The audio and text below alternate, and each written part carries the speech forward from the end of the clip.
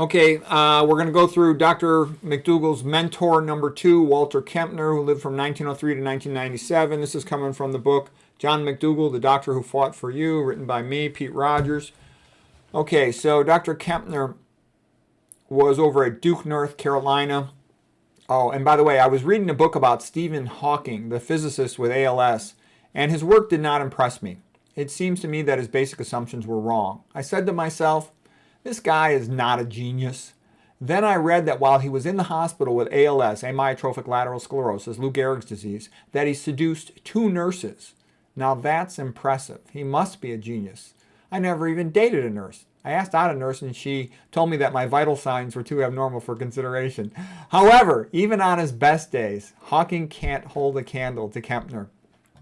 Walter Kempner is the rock star of the vegan world, likely for all time. Perhaps he might become unseated by Dr. Greger with his 100 dates in 100 days routine. However, he was not only the king of the babes. Dr. Kempner cured more patients than any other doctor of his time, and he was also a multimillionaire. In fact, he was the biggest moneymaker at Duke for many years. Dr. McDougall described Walter Kempner as the father of dietary therapy. Kempner used to go to the Rice House every day, but he took off 3 months every summer. What a great job. 3 months off the entire summer, and you're still a multimillionaire. He's a smart guy. All right, people from all over the world traveled to Durham to be treated by Dr. Kempner with the rice diet. Before we get into that, here's the story of Kempner's origins. He grew up in Germany. He graduated first in his medical school class. He was the mentor of Otto Warburg. Yes, that Otto Warburg, the Nobel Prize winner in 1931, discoverer of the Warburg effect. Warburg showed that when exposed to hypoxia, lack of oxygen, many cells will become dysfunctional or die, but some will transform into cancer cells. The cancer cells will burn primarily glucose without oxygen, and this is called anaerobic metabolism. And this insight, this discovery, led to the metabolic theory of cancer, which is the best theory of cancer. Okay, the vast majority of cancer researchers believe that Otto Warburg was correct with his metabolic theory of cancer. That's a quote from Dr. McDougall during his lecture, Does Sugar Feed Cancer?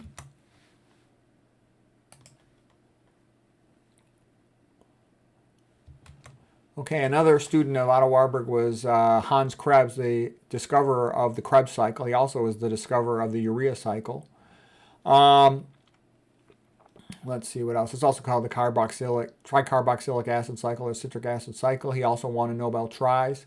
Kempner deserved a Nobel Prize, but they almost never give him to nutrition doctors. Big money doesn't want the pros finding out about this nutrition stuff. Kempner began the rice service diet back in 1939 at Duke. His 2 main groups of patients were kidney failure patients and hypertensive patients. Many of those patients had what was called malignant hypertension, severe hypertension, and were only expected to live 6 months or less. And Kempner saved many of them. Back in those days, there was no dialysis, and Kempner also saved the lives of a lot of these kidney failure patients that otherwise would have just died. There were doctors like Frank Nealon from, I think he's from Yale or Harvard. He worked with them, and he was amazed at the great outcomes. Frank Nealon had said, it was rather amazing to go from the regular wards in clinic where the patients are never cured of diabetes and hypertension to then see Kempner's clinic where he routinely cures these things. Later on, many patients went for treatment with the rice diet and Dr. Kempner. Fat celebrities flocked to Durham, including Elvis, Shelley Winters, Buddy Hackett, Dom DeLuise, and Lauren Green. Kempner had a lot of experience treating kidney failure. He had done kidney research.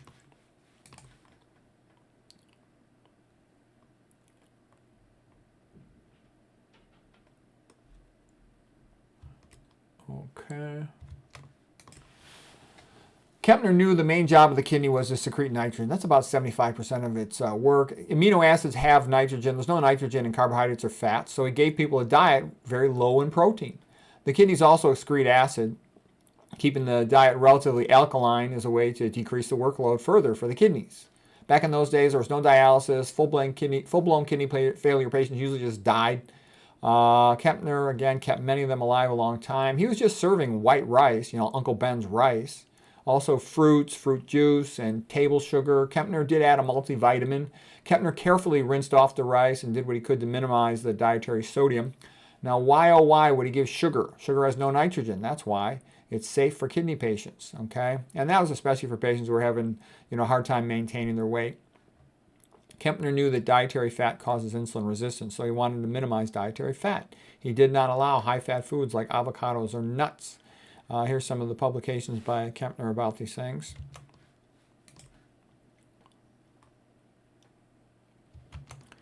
The Kempner diet was about 93% carbohydrate, 3% fat, and 4% protein. So that's interesting. A lot of people ask, how much fat do they need? How much protein do they need? Kempner's patients did fantastic, recovered from diabetes, hypertension, kidney failure, all kinds of diseases, eating only 3% of their calories from fat and 4% from protein, 93% from carbohydrate. Those are extraordinary numbers, okay? That's a very low-fat diet. I put the page number in here from Newborg's book. Newborg is the lady doctor who worked with him, and she wrote a biography of him. So on page 120, that is discussed. The diet consisted of white rice, fruits. Okay, we talked about that. And he did give a multivitamin. As his patient's condition improved, vegetables could be added. Thus, complex carbohydrates, starch, provided at least 90% of the calories in the basic rice diet. The calories were restricted only when weight loss was also a goal. For patients who were too thin, again, he gave them some sugar. Dr. McDougall, carbohydrate food makes insulin work better.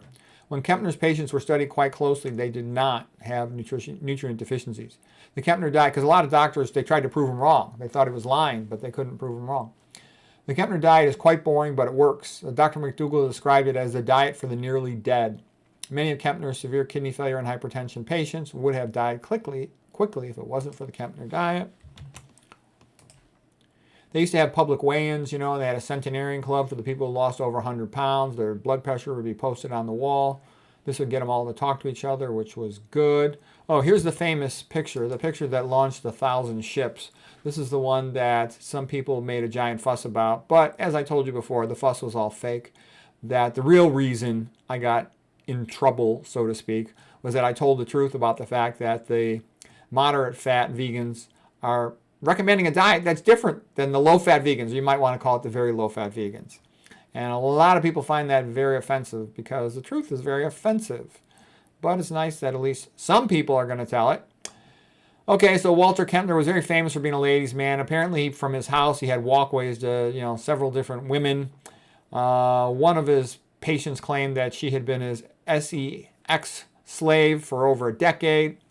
Some say she was just an ex-girlfriend trying to get more money from him after the breakup. He's a very good-looking guy, tall and handsome. He never married.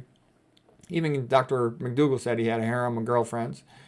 And he did a lot of nice things for me. He paid for their college educations, bought houses for them, is what I had read, and connected the houses with walkways.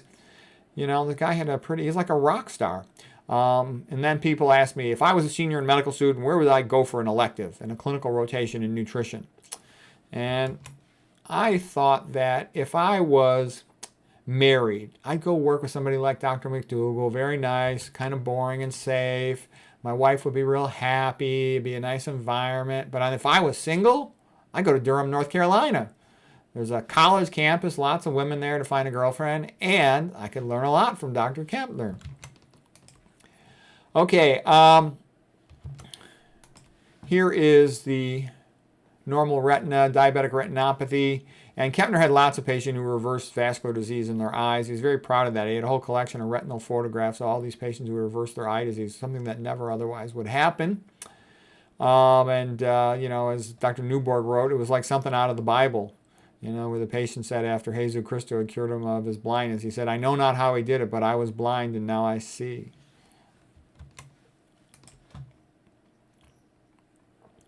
And he has tons of chest x-rays. There were a couple of case reports published in the last couple of years by Dr. Osfeld, the cardiologist out of Montefiore in New York, who had these two really nice case reports of patients reversing congestive heart failure and their ejection fractions coming back up when they ate a plant-based diet.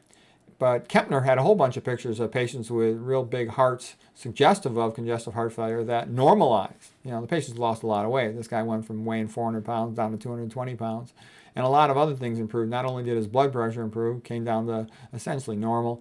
His proteinuria, kidney failure, improved, came back to normal.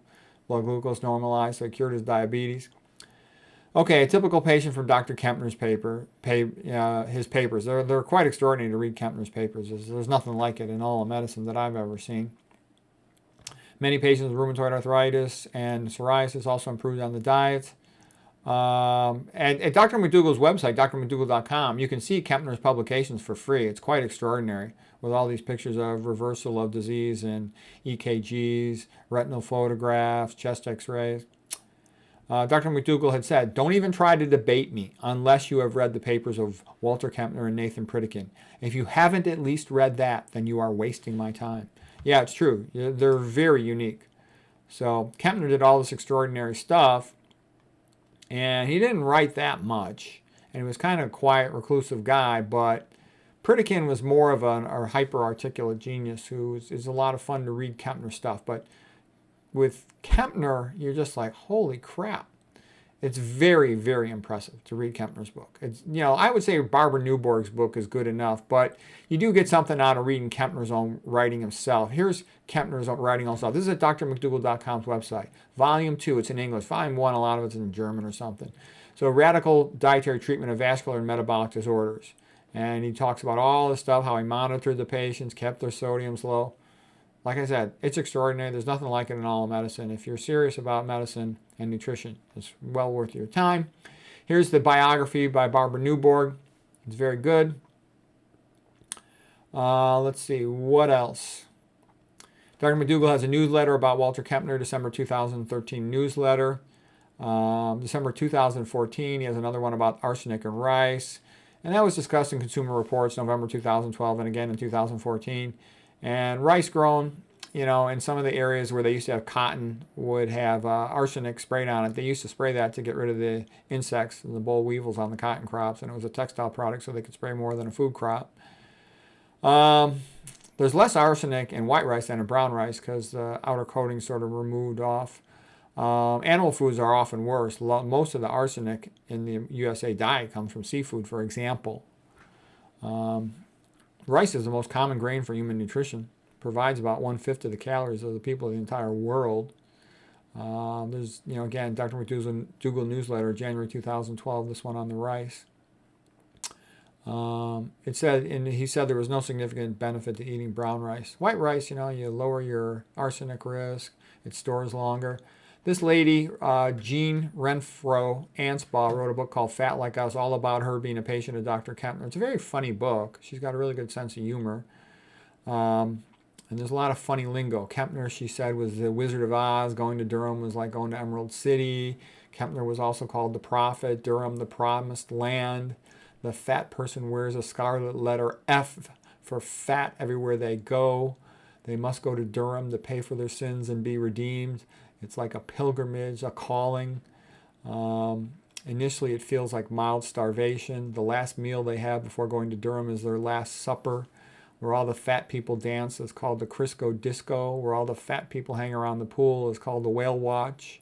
A man who dates fat women is a chubby chaser. And then a fat person is like a caterpillar that wants to emerge from their cocoon as a butterfly. The book was funny. It had a lot of funny lingo like that, on and on. Oh, she said, for a fat person, hell is their peak fatness. Purgatory is a loss of motivation before reaching your weight goal. Confession is the public weigh-ins. Rice and fruit is manna from heaven. The rice house is a temple or church for dieters. The morning weigh-ins were like a religious ritual. Redemption or renaissance was to reach one's weight goal, the holy grail of dieting, the reset button on their life. Oh, Kempner, he was pretty nice. He would waive his fees for poor people. The patients, while they're staying there, lived in the rice houses or apartments, rooming houses, trailer parks, anywhere they could. Kempner would ask the patient, "Did you lose?" to ask them about their weight. The successful dieters were very high status in the group.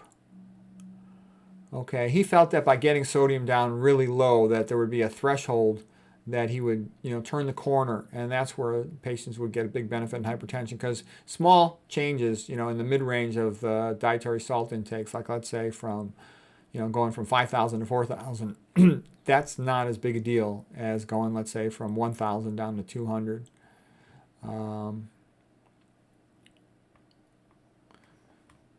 Okay, well, that's it for Kempner. Hope that was interesting.